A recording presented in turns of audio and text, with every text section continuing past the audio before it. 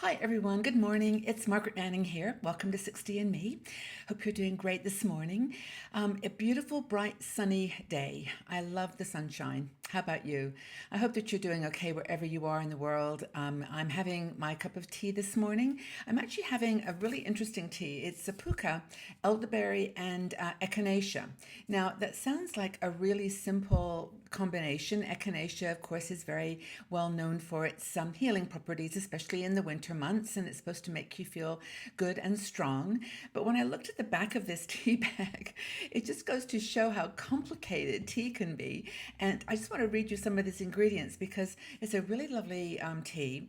You're meant to let it sort of steep for about 15 minutes. It's not a caffeine tea, so it's basically echinacea and elderberry, a nice healing tea. So inside, though, this tea, I can't read the little teeny print, is okay. So naturally caffeine free, ethically sourced. It's got licorice root, ginger root, echinacea root, and it's got beetroot, aniseed, elderflower, peppermint, orange peel, rosehip, again, elderberry, and then a corolla fruit, which I think is vitamin C. I think that's rosehip, orange of oil of flavor, and blackcurrant flavor. All that in this little cup of tea. And I did a little bit of research on some of the ingredients, and they really do go together. They're recommended, especially beetroot. It's like a purple, all these purple vegetables that are really good for you. So, got my cup of tea, my elderberry and echinacea this morning. Hope you're feeling good. I hope that you're feeling healthy and well. But I wanted to talk about something today that kind of relates to maybe when we're not feeling so well. And that is this whole process of decluttering our lives so that our loved ones, our friends don't have to deal with all of our possessions when we die. Now, I know this sounds like a bit of a strange topic, but we're women over 60. We can handle this. We've probably thought about it a lot more than we might admit, or that we even feel comfortable talking about or thinking about. But it's something that's on my mind. I think it's because it's my, kind of that time of the year when you kind of just assess where you are, what you've done, where you're going, and also just, look around at your surroundings and think, what if I was to die tomorrow accidentally or through some illness or, unexpected event? What would my loved ones have to deal with? And a lot of people don't really want to leave that kind of mess for people. They want a simpler life, something that is not complicated, so that they can make a graceful exit and just not leave one more thing for people to think about. Now, what in Sweden actually, over 65, you're actually expected to take care of this. If you're over 65, you're expected to organize your life, organize your possessions so that, you don't have to leave it for someone else. And they even have a name for it. It's called, I have to read my note here because dostadning. I'm probably not pronouncing that exactly right by Swedish pronunciation, but basically it means death cleansing. And it's something that you let go, where it's a process of letting go of your possessions that you don't need any longer, and basically creating a clean space, a guilt-free exit, as they call it, and not making yourself a burden to anyone else. And I've thought a lot about that recently. I mean, in the last 20 years, I've really honestly downsized a lot. Probably starting 10 years ago when I just decided to scan all my pictures, try to get things into digital format, and just not carry these boxes around with me that had things in them that I didn't really need anymore. And so I tried to get my life down, and a little bit of a joke, I tried to get down to 200 items.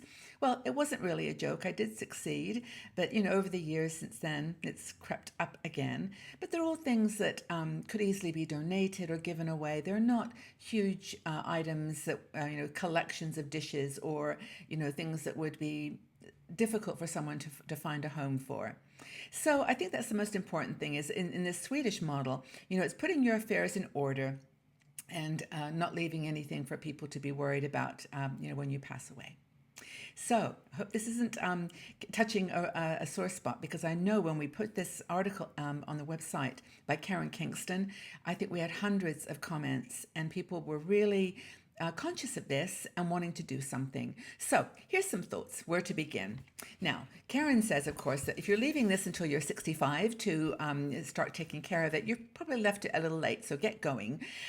There's no prediction when we're going to live or die, and how much we're going to be. What situation that will be in. So it's better to be prepared, and it's better to make it easy for people. And then you can enjoy the benefits of living. You can get on with your life, and you can really enjoy what time you have, rather than not think about this. Now, I just recently did my will again. It's not a fancy thing. It's only a few pages, and I've typed it up myself. And it was really, at the time, I was writing it, quite emotional. But then as I wrote it and finished it, put it away, I thought, phew, now I can just get on with stuff. It's the latest and up-to-date information is there, where to go for my passwords, how to deal with my digital assets, all those things. So, I think the thing that she points out is that it's much easier to let go when you're feeling strong and you're feeling in control of your emotions and in control of your possessions, than to clutter clean when you're under pressure to do it and when you're feeling a little bit maybe a little bit sensitive. Really important. So it gives you a completely new lease on life. This is what Karen says, and I really agree with this. She tells a story about a woman who, I think she was in her 80s, who decided, I just cannot deal with the idea that my children would have to walk in on this if I died.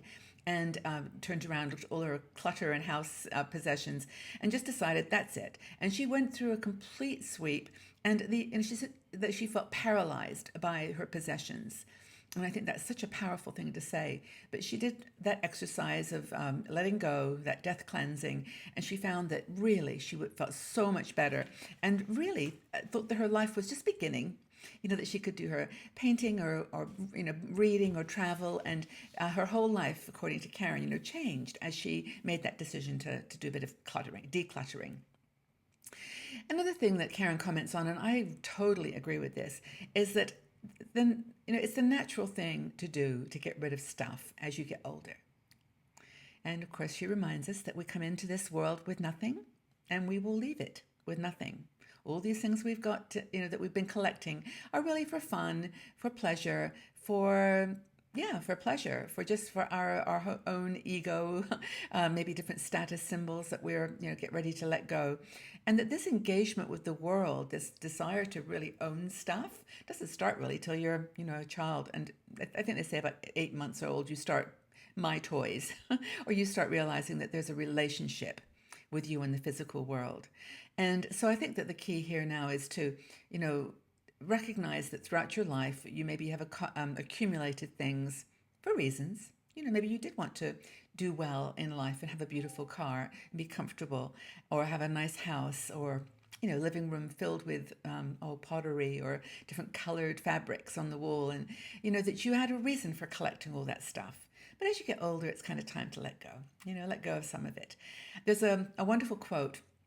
I think it's by Morris, who started the arts and crafts movement, very simplistic furniture movement.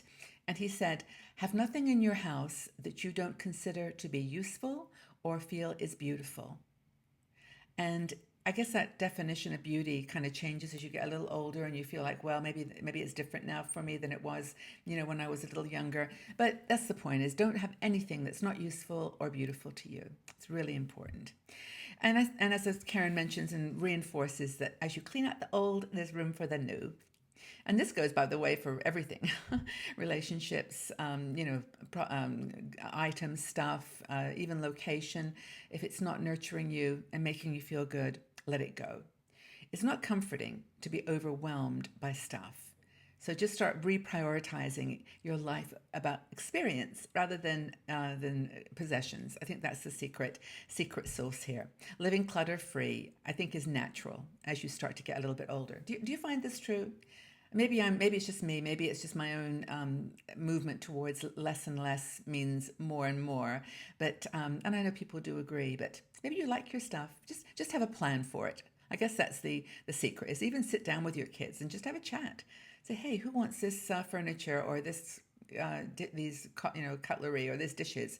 And then just have a plan. Even make a list. Make it easy on them. And not because that's, like being self-serving.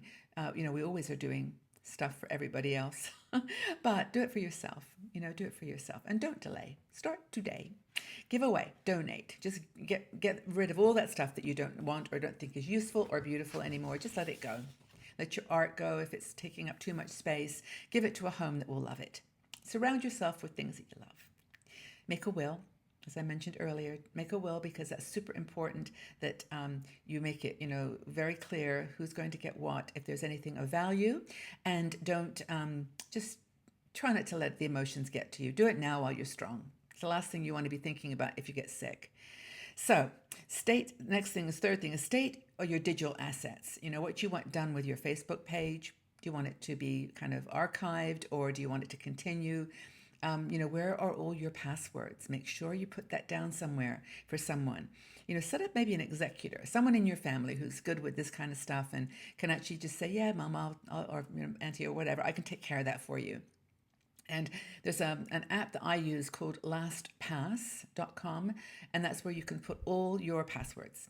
And it has one master password, and then you can just behind that sort of secret place have all your passwords listed. Super secret and super anonymous. You could just give it to one of your children or two, just so they know, or your friends, so they know where to go. That's super important. But generally, it's lighten your load. Death is as natural as birth, and we have to kind of get to grips with that and be at peace with it. I don't know if we ever get totally at peace with it. I think it's just an odd concept that we won't be here at one point. But, just try in your own way to deal with it, to figure out how you're going to move on with your life. And I think, as Karen says, if you do all these things, get rid of the clutter, get organized with your possessions and your things of value, you'll be able to live your life in a much more relaxed and happy way. I'd like to get your feedback on this. Is this a good conversation for you? How much clutter do you have in your world, in your home? And what steps are you taking to lighten the load a bit? Well, I hope this has been a good conversation. It's kind of a closure one for me. I'm happy that I got to share my own thoughts with you about it, and I'd love to hear from you, though. How much clutter have you got in your home, and what are you doing to get rid of some of that clutter and lighten your load a bit? Get on with life. All right, everybody, have a fabulous day. Hope it's great wherever you are. Take care of yourselves. Be well. Go out and do something fun for yourself today. Give yourself a hug, and I'll see you all back here again soon. Bye-bye for now.